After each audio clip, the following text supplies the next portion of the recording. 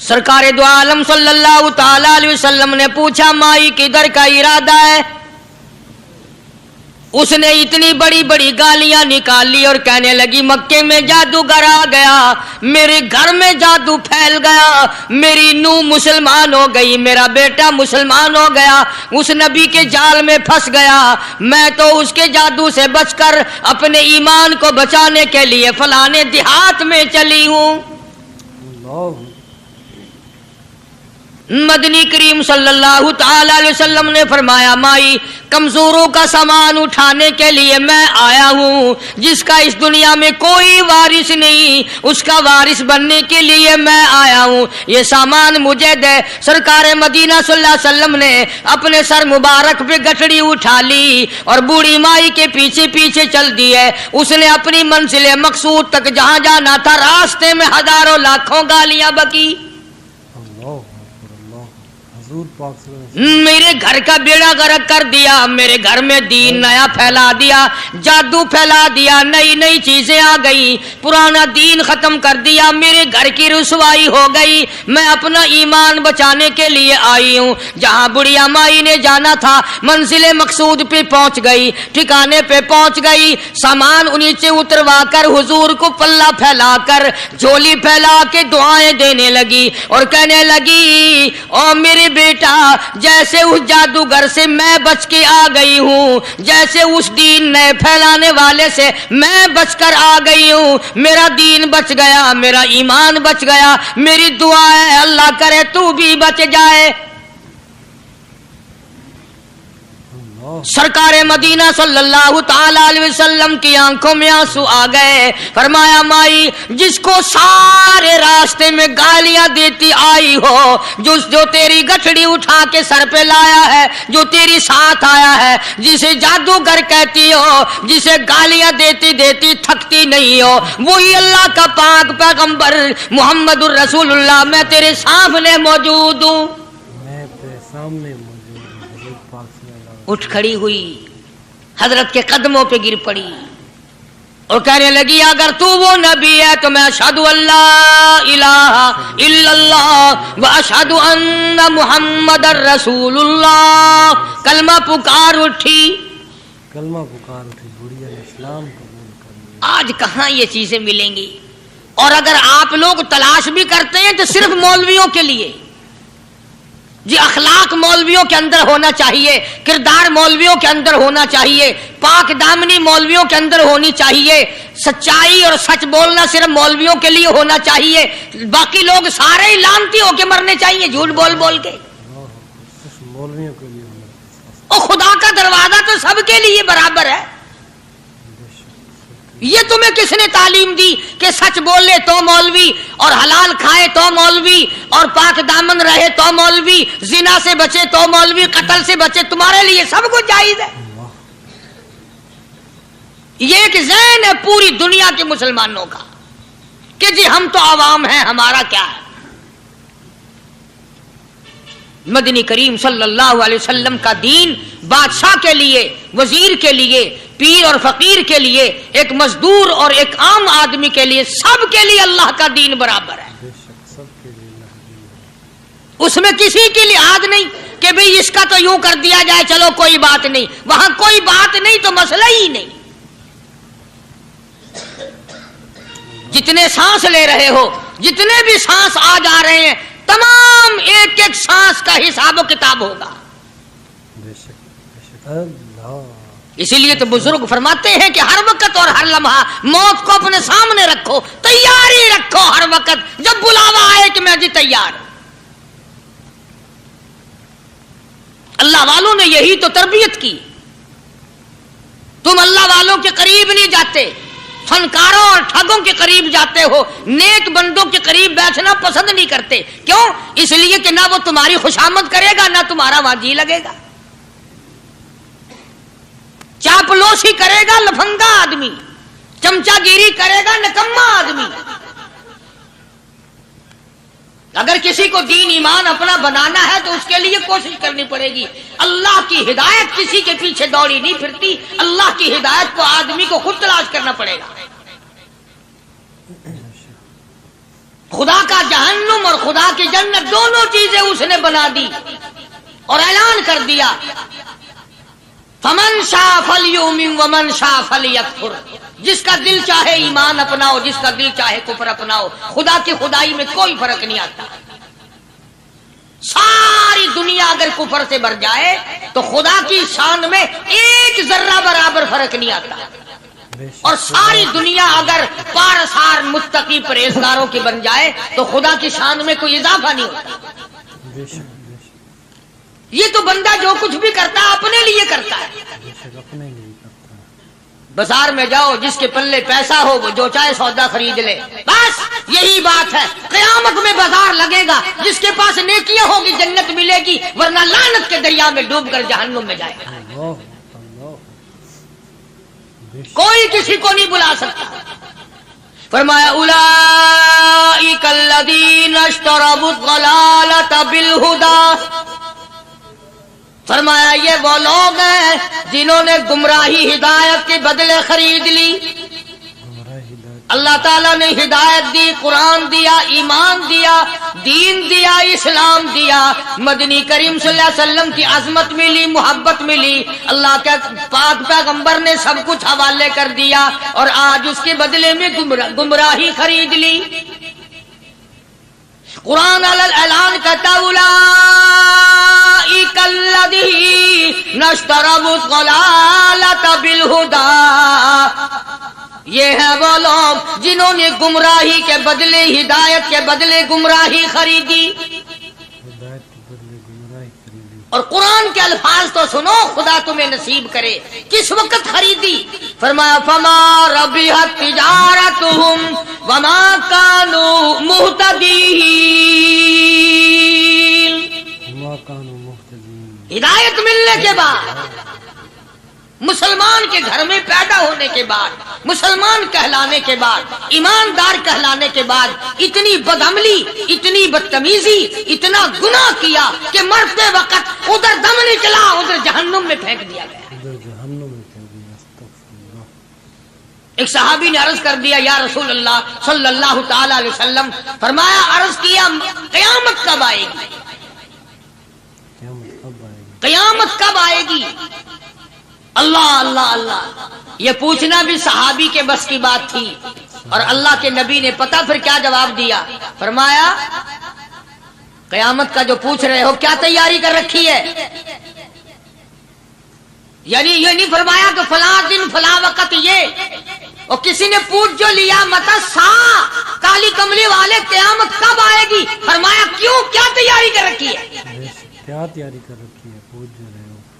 وہ بھی شاگرد کالی کملی والے کا تھا صلی اللہ علیہ وسلم، پوچھ تو بیٹھا، مرید حضور کا ہے، مقتدی حضور کا ہے، دیدار پیغمبر خدا صلی اللہ علیہ وسلم کا کرتا ہے، فوراً سنبھلا۔ اس نے پوچھا نا قیامت کب آئے گی؟ اللہ کے نبی نے جلال میں فرمایا کیا تیاری کر رکھی ہے؟ سارے کون ہے سبحان اللہ؟ صحابی ایسا سنبھلا، کہنے لگا آقا میرے پاس تیری محبت کے سوا اور کیا ہے؟ اللہ اللہ، کیا جواب دیا؟ کہتا آقا میرے پاس تیری محبت کے سوا اور کیا ہے؟ میرے پاس تیری محبت کے سوا کیا ہے؟ کیا خوبصورت جواب۔ تم جیسا ہوتا تو کئی روزوں کا سہارا لگاتا، کوئی نمازوں کی بات کر کے کھو دیتا، کوئی سخاوت کی بات کر کے کھو دیتا۔ کیا جواب دیا ہے صحابی نے؟ تمہارے میرے دماغ میں بھی کبھی نہیں آیا ہوگا ساری عمر میں۔ کہتا کالی کملی والے میرے پلے تیری محبت کے سوا اور کیا ہے؟ صحابہ کہتے ہیں حضور صلی اللہ علیہ وسلم نے جو یہ الفاظ سنے مسکرا دیا۔ تو آج ہمارے پلے کیا تیاری ہے؟ رات دن قرآن کہتا ہے تیاری کرو تیاری کرو، وقت آیا وقت آیا، آیا وقت، قیامت آئی، موت آیا وقت، لیکن پھر بھی کوئی تیاری نہیں۔ اس لیے قرآن کریم للکار للکار کی کہتا ہے قل متاع الدنیا قلیل، دنیا بہت تھوڑے دنوں کا سودا ہے، سمجھ لو۔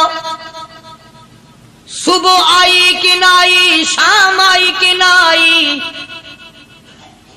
آیا وقت۔ قرآن کریم نے ہر ممکن طریقے سے مسلمانوں کی تمام زندگی کے شعبات کو پورا کرنے کے لیے لاہ عمل دیا. میں ایک رخ آپ کو آج دینا چاہتا تھا، اور وہ یہ کہ نبی پاک صلی اللہ تعالی علیہ وسلم نے اس امت کے سامنے کس قسم کے نمونے نہیں رکھے. اخلاق و کردار میں سے کون سی بات حضور صلی اللہ علیہ وسلم نے چھوڑی؟ ہم اپنا پیٹ پہلے بھرتے ہیں، دوسرے کے لیے اگر سوچتے بھی ہیں تو وہ بھی بعد میں. یہاں معاملہ کچھ اور ہے. غزوہ خندق کا زمانہ ہے، مسلمانوں پہ بڑی تنگی اور بڑی پریشانی کا وقت ہے. یہاں تک کہ صحابہ کرام رضوان اللہ تعالی علیہم اجمعین کی جماعت کہتی ہے کہ حضور صلی اللہ علیہ وسلم کو صحابہ کرام نے دیکھا. ایک صحابی آپ کے سامنے حضور کے سامنے آیا اور اس نے اپنا کرتا اپنے پیٹ سے اٹھایا. اس نے بھوک کی وجہ سے اپنے پیٹ پہ ایک پتھر باندھا ہوا تھا. صحابہ کرام دیکھ رہے تھے. اس کے دیکھتے دیکھتے امام الانبیاء محبوب کبریا حضرت محمد مصطفیٰ صلی اللہ تعالی علیہ وسلم نے رحمت والے ہاتھوں سے جب اپنا کرتا اٹھایا، صحابہ کرام کی آنکھوں نے دیکھا حضور کے پیٹ پہ 2 پتھر بندھے ہوئے تھے. آج کتنا کھاتے ہو پھر بھی نہ شکری، کتنا پیتے ہو پھر بھی نہ شکری، کتنا کچھ کھانے کو مل رہا ہے پھر بھی نہ شکری. کچھ نہیں کچھ نہیں. حضرت جابر رضی اللہ تعالیٰ عنہ نے جب یہ منظر دیکھا، یہ حالت دیکھی، رہ نہ سکا. صحابی فوراً دوڑا اور دوڑا دوڑا گھر گیا. گھر بیوی کو جا کے کہنے لگا غضب ہو گیا، تمائی ہو گئی، کمال ہی ہو گیا. حضور صلی اللہ علیہ وسلم کو اتنی بھوک ہے، اتنا فاقہ ہے کہ آپ نے اپنے پیٹ مبارک پہ 2 پتھر باندھے ہوئے. 2 پیٹ پر پتھر باندھے حضور پاک. بیوی کہنے لگی جلدی جا کر کے حضور صلی اللہ علیہ وسلم کی دعوت کراؤ، ہم کھانا کھلائیں گے. یہ 2 شیر ہوں 1.5 شیر ہوں، یہ جو ہے یہ بکری کا بچہ ہے، ہم اسے ذبح کرتے ہیں، بہت جلدی تیار کرتے ہیں، میں ان کو پیستی ہوں اور تم جاؤ جا کے دعوت کا کیا. حضرت جابر رضی اللہ تعالی عنہ حضور کریم صلی اللہ علیہ وسلم کی خدمت عالیہ میں آئے. چونکہ کھانے کی مقدار، آٹے کی مقدار بڑی تھوڑی تھی، حضور کے کان کو منہ لگا کر کے حضرت جابر نے کہا کہ یا رسول اللہ صلی اللہ علیہ وسلم، ایک تو آپ اور ایک یہ صحابی جس نے پیٹ پتھر باندھ رکھا ہے، اور اگر آپ کے علم میں ہو 1-2 اور ایسا ہی جو زیادہ بھوکا ہو، میرے گھر میں دعوت ہے، چلو. آپ لوگوں کا کھانا میرے یہاں ہے. ایک تو آپ اور یہ کہ یہ جو ہم نے دیکھا پیٹ میں بکری پتھر باندھے پھر رہا ہے، کمر سیدھی نہیں ہو سکتی، اور ایک آدھا اور اسی قسم کا جو زیادہ تنگ ہو رہا ہو. جابر نے تو اتنی بات کہی. حضور کریم صلی اللہ تعالی علیہ وسلم ایک بہت بڑے پتھر پہ کھڑے ہو گئے اور اعلان کر دیا تمام کا تمام لشکر چلے، سب کی جابر کی گھر دعوت ہے. سبحان اللہ سبحان اللہ. سارے کا سارا لشکر چلے، ساری فوج. جابر بھی حیران، بلکہ اعلان کر دیا چلو سارا مدینہ چلے.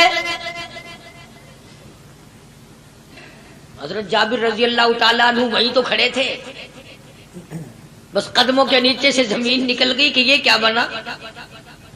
کھانا تو 2-3-4 آدمیوں کا مشکل بنے گا، یہ 12,000 سے زیادہ بڑا لشکر ہے، اور آپ نے سب کو اعلان کر دیا، اب کیا بنے گا. سب کو اعلان کر دیا حضور پاک صلی اللہ علیہ وسلم کے. جابر حضرت جابر دوڑے دوڑے پریشانی کے عالم میں گھر گئے. گھر والی کو کہنے لگے کہ کام خراب ہو گیا. بیوی کہنے لگی کیوں؟ انہوں نے کہا میں نے تو اللہ کی بندی ایک تو حضرت کی دعوت کی تھی، اور ایک وہ دوسرا جو پیٹ پتھر باندھے ہوئے آیا تھا، اور میں نے عرض کیا تھا کہ 1-2 اور اسی طرح کا جو زیادہ تنگ ہو رہا وہ دعوت ہے. حضور نے تو سارے لشکر کو اعلان کر دیا کہ چلو جابر کے گھر دعوت ہے. سبحان اللہ. کبھی کبھی عورتیں بھی ایسی بات کر دیتی ہیں جو مردوں کو نہیں آتی، مگر وہ اس زمانے میں عورتیں بھی کہاں. اب تو تلی لگانے والی تو ہیں، ماچس لگانے والی، جلتی پہ تیل چھڑکنے والی ہیں. تو کوئی مرد ہے وہ اتنی بات کہہ گیا تو بیٹھا سنتا رہا تاکہ اس کو کوئی جلدی قتل کرے تو میں رنڈڑ بنوں بازار میں پھروں. دیر نہیں لگاتی آگ لگاتی. حضرت جابر رضی اللہ تعالیٰ عنہ کی بیوی کہنے لگی آپ کو پریشانی کی کیا بات ہے؟ ایک بات بتاؤ، حضور کی کان مبارک میں آپ نے اپنے کھانے کی مقدار بتائی کہ نہیں؟ تم نے جو حضور صلی اللہ علیہ وسلم کی دعوت کی تھی کھانا بتایا تھا؟ ہاں میں نے تو بتا دیا تھا کہ تھوڑے سے جو ہیں اور ایک بکری کا بچہ، میں نے بتا دیا تھا. پھر کہنے لگی آپ پریشان کیوں ہوں اور میں پریشان کیوں ہوں؟ لانے والا جانے کھلانے والا جانے. سبحان اللہ، لانے والا جانے کھلانے والا جانے. حضور ہمیں پریشانی کی کیا بات ہے اس میں؟ بس دعوت ہم نے تو حضور کی دعوت کی اور حضور نے سارے لشکر کی ہم نے تو نہیں کی نا. اب حضور صلی اللہ تعالیٰ علیہ وسلم نے دعوت فرمائی ہے اور وہ خود ہی جانے اور ان کا خدا جانے. آپ تشریف لے آئے، کھانے کی مقدار کا تو پتا تھا. آپ نے فرمایا کہ وہ ہنڈیا جو ہے اس کو کھولنا مت، اور وہ جو آٹا ہے جب تک میں نہ آؤں پکانا شروع مت کیجو. آپ نے اپنا لعاب مبارک آٹے میں بھی ملا دیا اور ہنڈیا میں بھی ڈال دیا. اس کے بعد پکانا اور کھلانا شروع کیا گیا. علماء کرام نے لکھا ہے 12,000 کا لشکر بھی کھا گیا، کھانا جتنا تھا اتنا ہی باقی. سبحان اللہ. سارے کا سارا لشکر کھا گیا، سارا مدینہ کھا گیا. اب یہاں سے یہ ہمارے زمانے کے جو مردوں کے کفن اتارنے والے لوگ ہیں وہ ختم کا ثبوت نکالتے ہیں یہاں سے کہ حضور صلی اللہ علیہ وسلم نے ختم دیا تو 12,000 آدمیوں نے کھا لیا. چلو ہم بھی مانتے ہیں آج یہ ختم دے کر ایک کا کھانا 2 کو تو کھلا کے دکھائے. ارے وہ تو معجزہ ہے محمد عربی صلی اللہ تعالی علیہ وسلم کا، اور وہ تو آپ کے لعاب مبارک کی برکت ہے، آپ کی دعا کی برکت ہے. بے شک حضور پاک صلی اللہ علیہ وسلم کی. یہ تمہیں کس نے بتایا کہ حضور صلی اللہ علیہ وسلم نے جابر کے کھانے پہ بیٹھ کر ختم پڑا تھا؟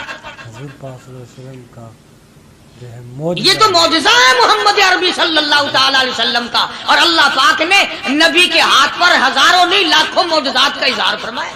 بے شک معجزہ ہے حضور پاک صلی اللہ علیہ وسلم. تو یہاں سے غلط چیزوں کا اجرا کرنا آگے آپ لوگوں نے سنے ہوں.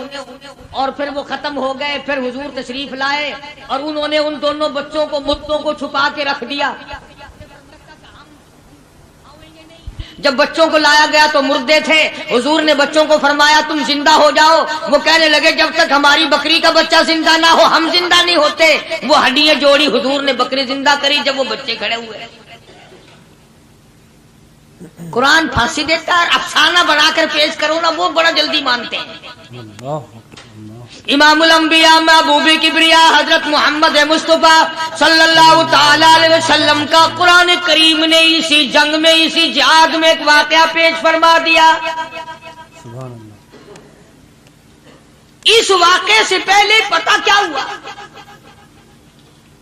حضرات صحابہ کرام رضوان اللہ تعالی علیہ مجمعین کے ہاتھوں سرکار دو عالم صلی اللہ علیہ وسلم بھی ساتھ تھے. کافروں کا ایک بہت بڑا بہادر پہلوان مارا گیا.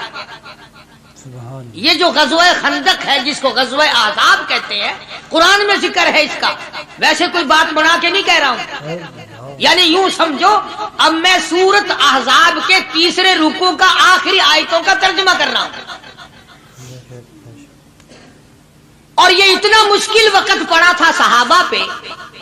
ایک تو گرمی سخت تھی، اور چاروں طرف سے جن یہودیوں نے عہد و پیمان کر رکھا تھا حضور صلی اللہ علیہ وسلم سے، انہوں نے بدعہدی کر دی. وہ سارے کے سارے صحابہ پہ یکدم ٹوٹ پڑے. صحابہ بیچ میں آ گئے میدان میں، نہ پانی نہ کھانا نہ روٹی نہ جوتی نہ کپڑا نہ اسلحہ نہ لینا نہ دینا. بلکہ یوں لکھا علماء نے کئی دن ہو گئے پانی کی بوند نہ ملی. اور صحابہ گھاس کھا کھا کر کے گر گئے اور شہید پہ شہید ہو گئے. بے شک.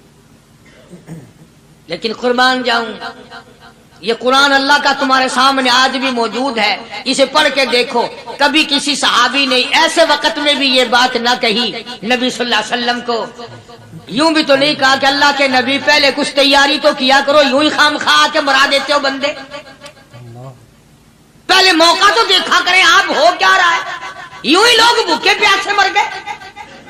نہیں، اتنی ثابت قدمی اور اتنا ایمان تھا، اتنا جذبہ تھا، حضور کی ذات پر اتنا یقین تھا صحابہ کو کہ آج اس دنیا میں جتنا یقین ایک صحابی کو تھا، اربوں خربوں مسلمان مل کر بھی ایک صحابی کے برابر یقین پیدا نہیں کر سکے۔ سبحان اللہ، کیا بات ہے۔ تو جب حضور صلی اللہ علیہ وسلم کے دیوانوں اور پروانوں اور مستانوں کے ہاتھوں کافروں کا ایک بہادر پہلوان مارا گیا اور لاش تھی مسلمانوں کے پاس، تو وہ کافر کہنے لگے کہ تم ہمارے بہادر کی لاش دے دو، ہم تمہیں 10,000 روپیہ دیں گے۔ اب ان کے پاس تو روپے کی کمی نہیں تھی، اور یہ مسکین بھوکے اور فاقے سے اگر یہ یوں کہتے کہ نہیں بھی ہم تو 20,000 لیں گے تو وہ دے دیتے، ان کے پاس کمی نہیں تھی، اور انہیں ضرورت تھی، کپڑا لے لیتے، کھانا لے لیتے، پریشانی دور کر لیتے، جنگ کا سامان بنا لیتے۔ مگر مدنی کریم صلی اللہ تعالی علیہ وسلم کے سامنے جب یہ بات رکھی کہ 10,000 روپیہ ہم دیتے ہیں، ہمارے بہادر کی لاش دے دو، حضور نے فرما دیا جاؤ اپنے بہادر کی لاش مفت میں لے جاؤ، ہم مردوں کی قیمت کھانے والے نہیں، مردوں کی قیمت کھانے والے نہیں، سبحان اللہ، ہم مردوں کی قیمت کھانے والے نہیں۔ جب حضور صلی اللہ علیہ وسلم کی زبان مبارک سے یہ بات نکلی، اللہ کا دریائے کرم جوش میں آیا، فرمایا وَقَفَ اللَّهُ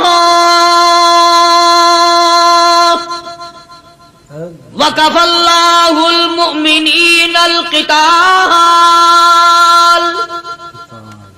فرمایا میرے نبی اب آپ اطمینان رکھے، کوئی ضرورت نہیں، اب میں تیرا خدا خود ان سے جنگ کروں گا، اب میں لڑوں گا ان سے۔ اور اس کے بعد اللہ تعالیٰ نے یہ برکت دی کہ ایک آدمی یا 2 آدمیوں کا کھانا اللہ تعالیٰ نے 12,000 کو کھلایا۔ سبحان اللہ، 2 آدمیوں کا کھانا۔ تو ان چیزوں سے معجزات کا ظہور ہوتا ہے، اور حضور کریم صلی اللہ تعالی وسلم کے تو اتنے معجزات اللہ پاک نے ہمارے نبی صلی اللہ علیہ وسلم کو دیے کہ ہم سب کی زندگی ختم ہو سکتی ہے مگر سرکار کے معجزات ختم نہیں ہو سکتی۔ بے شک سبحان اللہ، سرکار کے معجزات۔ حضرت ابو ہریرہ رضی اللہ تعالیٰ عنہ فرماتے ہیں کہ میں مسجد نبوی کے دروازے پہ پڑا تھا، بھوک نے مجھے اٹھنے نہ دیا، مجھے اتنی بھوک لگی، کئی دن کا فاقہ ہو گیا، میں کھڑا نہیں ہو سکتا تھا۔ تو میں نے جناب صدیق اکبر رضی اللہ تعالیٰ عنہ سے مسئلہ پوچھنے کا بہانہ بنا کے بلایا کہ شاید یہی مجھے اپنے ساتھ لے چلے، تو وہ بھی مسئلے کا جواب دے کر چلے گئے۔ ابو ہریرہ کہتے ہیں میرا یقین ہوا کہ ان کے گھر بھی کچھ نہیں۔ پھر میں نے فاروق اعظم رضی اللہ تعالیٰ عنہ کو مسئلہ یا قرآن کی آیت پوچھنے کے بہانے متوجہ کیا، وہ بھی وہ جو چیز میں نے پوچھی تھی بتا کے چلے گئے، غالباً ان کے یہاں بھی فاقہ ہوگا۔ ابو ہریرہ رضی اللہ تعالیٰ عنہ کہتے ہیں پھر آئے حضور صلی اللہ علیہ وسلم تشریف لائے، تو میں نے مسئلہ پوچھنے کے بہانے سے حضور کو اپنی طرف متوجہ کیا۔ ابو ہریرہ کہتے ہیں حضور مسکرائے اور میرا مطلب سمجھ گئے، میرا مطلب سمجھ گئے، اشارہ کیا میرے ساتھ ساتھ، میرے پیچھے پیچھے آ۔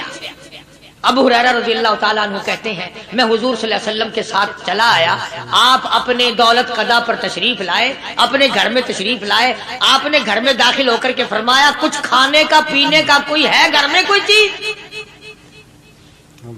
جواب ملا ہاں ایک دودھ کا پیالہ ہے، ہدیہ آیا کہیں سے، آپ کے لیے ہدیہ دیا کسی نے، دودھ کا پیالہ منگوا لیا۔ ابو ہریرہ کہتے ہیں میں بڑا خوش ہوا کہ لے میرا دو لگ گیا، کام بن گیا، مجھے ہی فرمائیں گے پی لے، رج کے پیوں گا۔ ابو ہریرہ کہتے ہیں کہ مجھے حضور صلی اللہ علیہ وسلم کیا فرماتے ہیں کہ ابو ہریرہ وہ جو مسجد نبوی میں 70-80 صحابہ صفا طالب علم ہے نا، کہ جی ساروں کو بلا کے لا.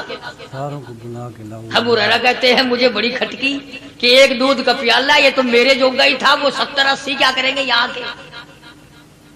ابو ہریرہ کہتے ہیں جب میں اٹھ کے چلا تو مجھے پھر واپس بلایا. فرمایا ابو ہریرہ مدینے کی گلی میں آنے میں جانے میں جو بھی راستے میں ملے اسی کو کہہ دے کہ حضور کے گھر دعوت ہے. سبحان اللہ جو بھی میرے مدینے. ابو ہریرہ کہتا ہے کہ میں اقرار بھی میں نے کرنا ہی تھا کہ جی ہاں کہوں گا, پر دل میں بھی سوچ رہا ہوں کہ ہے تو ایک ہی پیالہ. پیالہ تو ایک ہی ہے. تم جیسا اگر کوئی وہاں ہوتا نا جو گلی میں ملتا اس کو کہتے آج کے دن ادھر کوئی نہ آوے. وہ تو صحابہ تھے نا, اشاروں پہ جان دیتے تھے. راستے میں جو بھی ملا, دکاندار ملا ویسا ملا, سب کو کہہ دیا. واپسی میں جو ملا لشکر اکٹھا ہو. سب بیٹھ گئے. ابو ہریرہ رضی اللہ تعالیٰ عنہ کہتے ہیں اب میں نے دل میں ایک پروگرام بنایا. مجھے عادت شریفہ کا پتہ تھا کہ دائیں طرف سے شروع فرمایا کرتے تھے کوئی چیز تقسیم کرنا یا کھلانا یا پلانا. میں نے دل میں پروگرام بنایا کہ دائیں طرف شروع میں بیٹھ جاؤں گا, آگے بچے یا نہ بچے میں تو داؤں لگاؤں گا نا اپنا پہلے. سبحان اللہ. میرا نمبر تو لگ ہی جائے گا. اللہ اکبر. ابو ہریرہ کہتے ہیں کمال ہوگی میری حیرانگی کی کہ جب میں جڑ کے بیٹھا نا کہ اب میرے سے شروع ہوگا, آپ نے مجھے اشارہ کر کے بلایا اور فرمایا ابو ہریرہ کھڑا ہو کے سب کو پلا. سبحان اللہ. ابو ہریرہ کھڑا ہو کے حضرت ابو ہریرہ رضی اللہ تعالیٰ عنہ کہتے ہیں میری تسلی ہو گئی کہ بس اب تو مجھے مل گیا اور میرا نمبر بعد میں ہی آ رہا, کیسے بچے گا. اللہ غنی. ابو ہریرہ رضی اللہ تعالیٰ عنہ کہتے ہیں میں نے دائیں طرف سے شروع کیا. سینکڑوں سے زیادہ کتنے لوگ تھے جنہوں نے رج رج کے پیا, رج رج کے پیا, سیر ہو کے پیا. سارا لشکر پی کے چلا گیا. اس کے بعد سرکار مدینہ صلی اللہ علیہ وسلم نے فرمایا لے ابو ہریرہ اب تو باقی اور میں باقی. ابو ہریرہ کہتے ہیں میں نے عرض کیا میرے آقا آپ نے بھی تو نوش نہیں فرمایا, آپ پہلے پیے. فرمایا نہیں میں نبی ہوں, ساری امت کو پلا کے پھر پیوں گا. سبحان اللہ. ساری امت کو پلا کر پھر. ابو ہریرہ رضی اللہ تعالیٰ عنہ فرماتے ہیں میں نے 3 سانس لے کر کے, لمبا لمبا سانس لے کر میں نے رج رج کے پیا اور پیالے میں جھانک بھی رہا تھا. ابو ہریرہ کہتا ہے ایک قطرہ بھی کم نہیں ہوا. ایک قطرہ بھی کم نہیں. اور یہ الفاظ سن کر آج لکھ کر لے جاؤ. ابو ہریرہ کہتے ہیں کہ سب کو پلانے کے بعد پھر حضور صلی اللہ علیہ وسلم نے پیا, نوش فرمایا. یعنی آج اتنے لوگوں کا جھوٹا کون پیتا ہے؟ کسی افسر کو تو پلا کے دیکھنا. چلو افسر تو دنیا دار ہیں, کسی ماننے ہوئے پیر کو تو پہلے سارے مرید پی کر کسی پیر کو